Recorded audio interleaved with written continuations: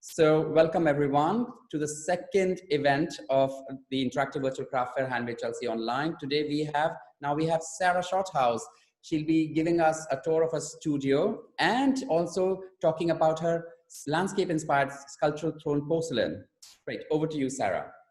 Hi everyone, and thanks for joining me. I'm based in Hampshire, which is about an hour and a half from London, and I work mainly in porcelain, and it's very landscape inspired. And basically, I just want to show you a couple of my pieces. So, for instance, this is a lovely bowl that was inspired by some of the natural forms we get around here and some of the large hill forts we get. So as you can see, it's got lovely indentations and sides. And likewise, I'll just show you this gorgeous tea set. This is a really lovely tea set. I don't know if you can see that. We've got two little cups. This is mainly for sort of herbal teas, green teas, but you can also use normal teas, but that's what it was designed for. And I also hand weave my own willow handles for my teapots as well. And so this is my studio, and I have a really small studio, which I think would be quite interesting for people. You don't need a big area for working in clay. You just need a small space, enough to fit a wheel in. And I'll just show you if you can see. So bear with me a minute. So I'll just show you around the studio. So we've got my wheel here, and then over here, excuse me, is a wedging table. And then I have storage for pots, which is here. And then finally, a workbench with a sink. A sink is probably your most important part to working, but you can use buckets. So bear with me, I'm just coming back into picture. You can use buckets for water, and that's when I started out, that's what I used. I just used buckets, and I recycle all my clay, and I also colour my clay as well. So I colour porcelain. So sometimes it's in white, the traditional porcelain. Sometimes I use black porcelain, and sometimes I add oxides and create unique colours. And this is the lovely black porcelain I use. It's a gorgeous colour, and I add sometimes a bit of grog, and you get these flecks, which is just fantastic to work with. And it fires to about fires to a usual porcelain high stoneware firing quite happily. So that's the black I use. And I don't know if you saw, but I'll just show you. These are some of my test colours for glazes and clays. So I make my own colours up using oxides and spend quite a lot of time making sure I get the colours right. I've been a potter for about 12 years, and I was really lucky that I worked with two fantastic professional potters in London who taught me so much. I was their studio assistant for just over 2 years, and it was a fantastic learning experience. And I can honestly say that my practice today has been informed by everything they taught me. So I feel very fortunate to have had that experience.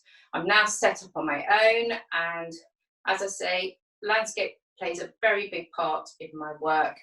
And I thought you'd be interested to see my sketchbook, because sketchbooks really help in terms of thinking about your design and what you're doing and how you're moving your work forward. And I just thought you'd be interested to see.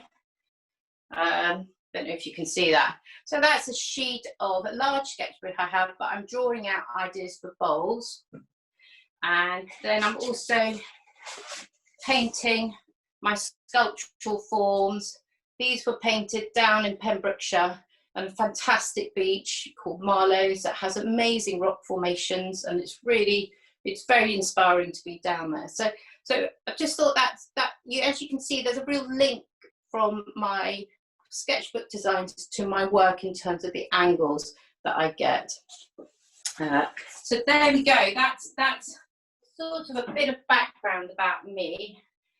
And today I was hoping that I could show you as well how I join porcelain, because porcelain's tricky. Unless you get it right, you can have cracks, it can split, and trust me, I've had all of those over the years. And I've tried hand building with porcelain and felt that I was getting way too many cracks. So now I throw my porcelain and then I cut and join it all together. And I thought it'd be interesting for you to see today how I join porcelain together and when I do it, because that's the key to success in joining clay, really, and in particular porcelain. So I'm just going to show you on the wheel because I've set it all up. And also, whilst I'm doing that, are there any questions that anyone wants to ask? Yes, there are a couple of questions actually. So coming back to your wonderful teapot, I think somebody wanted to know what is the price point of the teapots? And it's a store. It's the whole set, and it is the whole set. Hold on, it's the whole set. And can I get back to you on the price, because I haven't got my price list to hand because I'm in the studio and that's all next door. So can you just bear with me on that, and I'll get back at the end. And if you can send me a message on the website, that would be fantastic. And I hope that's okay. All right, sorry about that. Yeah, that's perfectly fine, because I think the prices are also on the website on the products as well, so people can see that. But people also wanted to know how long you've been throwing for as well. Oh yeah, no, that's a really good question, guys. So I've been throwing now for 12 years. And I would say I did all those mistakes when I started off. I had really heavy thrown pots. They weren't that big. And I gradually, you know, that whole thing of the more you throw, the better you become. And I've gradually got bigger and bigger and more confident. And obviously you start with stonewares or earthenware as a clay, and that's a much easier clay to throw because it has some strength and stability. And then you obviously move on to porcelain, and porcelain's hard to throw. I would say a really good tip of throwing porcelain, if you're new to it, is not to use too much water. I know that sounds counterintuitive, but if you make the clay too wet, then it tends to act a bit like soggy plasticine and fall down and collapse. So the trick is don't use too much water. And I think that's one thing, if you have in the back of your head when you're starting working with porcelain, just try that. And any other questions in that regard? No, we would love to see the throwing now. Okay. So basically, I have got here a pot that I've started, and I throw in 2 pieces, and I will show you 2 pieces just so you get an idea. So I will throw a sort of bowl full, first of all, and that is then cut and shaped into that form. So I will cut it up, basically, and turn it into that shape. And then what I do is I throw a ring of clay. Now this is a small one because this is going to go on the top eventually, but I throw a ring of clay, and as you can see, it is completely, there's no base to it. Throwing rings of clay is a little bit tricky because you have to watch so you don't get air bubbles, but it's a really useful way of creating flat surfaces, and you can get lovely angles because you've got the thrown shape. You can do an inverted angle and an external angle. So what I will do is just show you. So this is a thrown piece, and it was originally thrown flaring out so that I could have that flared out. But you can also, when you attach a piece, you can have it flaring in. For instance, you could shape it so it goes in like that. Do you see? So you've got the 2 options. This one flares out. And then I've already cut this really to size. What I tend to do is, as I'm cutting, I'm thinking about the whole piece. And I'm seeing that I might want this to move out a bit. And the key to the porcelain and working with porcelain is it should be dry enough so that you can touch it and there are no marks on the clay. And then that's a really good joining consistency. If it's too wet, it won't support itself, and also it can bend and it can get compromised. So all I do is, like all other clay, I'll score on both sides, and I have a really great little scoring tool here. It's one of my favourite tools, funny enough, which is unusual to have a scoring tool like that. But anyway, and then I'll really score, and then I have a very thick slip of porcelain. And invariably, how I've created it, and I don't know if you can see in the video, but how I've created it is it's just with my cast-offs from the throwing. So it's nothing sort of set up for months. I just literally use the bits that come off from throwing, the odd bits that I've cut off, and I add it, and it makes a good strong slip. And then all I'm going to do is join this, and this is going to be joined slightly higher. Let's join it. I'm going to have it going down like that. Actually, I've changed my angle. So if you can see how strong that is straight away, it's managing to support itself. So that's just with slip. And then all I'm doing is carefully moving it. And then, like with all clay, but in particular with porcelain, you need the little sausages to fill. And all I do is lay 2 sausages. And I have to admit, one of the lovely potters I worked with was a fantastic potter called Karina Chiscato. And she really showed me how to make sure in your joins that everything does sort of stay very true to the pot and doesn't crack. Cracks are your worst nightmare, because once you've got a crack, it's very hard after firing to really sort that out. So there we go. And all I'm doing is working in the clay, but also retaining the angle.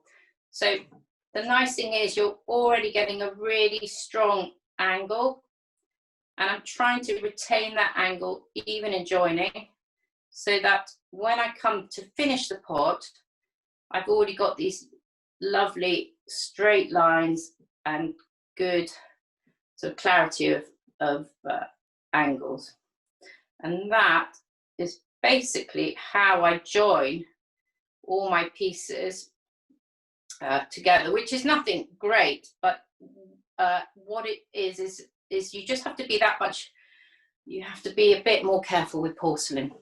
And obviously you do the top as well and the inside. I won't do all of that, but you can see how that would work. And then I can then join, for instance, this piece.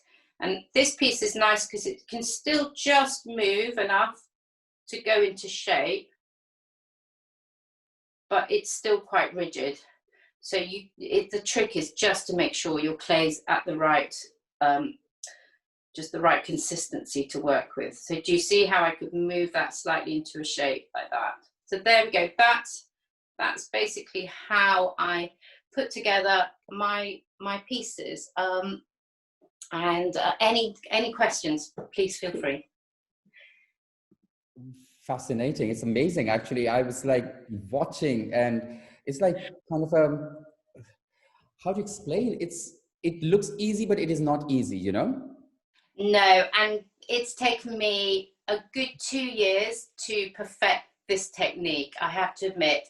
And it's only in the last 2 years do I feel, yes, I now know how to really make sure that I can get it right. So I think it's nice for people to see, because also some people are a bit intimidated by porcelain, but it does work the same. You just have to treat it with a little more care, so to speak.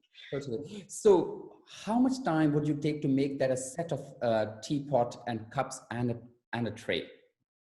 Right. Well, the whole process takes about, let me just think, because I'll throw it all in one go. So I will throw the body, the spout, the lids, and then I'll throw the cups. And so I'll do all of that in one go, and then I will cut and reassemble. And that will probably take about 4 days of work. And then after I've got them assembled, I then measure out the tray. And the tray is interesting because I roll out a base, but then I compress it on the wheel, which gives it a bit more stability and you don't get so many air bubbles. And I will also do a tiny side on the wheel. So I will have a very thin sausage that I lift, and then the sides are then built from that. And then you obviously biscuit and then glazing, and then the handles don't take very long. They take about half an hour to do. So basically it's about a week's work in total, but it's a very enjoyable week's work. Fantastic. Thank you so much, Sarah, for all this insight. Amazing work. And if you want to buy, it will be on interact.handmadeinbritain.co.uk for the next 6 days. And please start shopping. Thank you so much.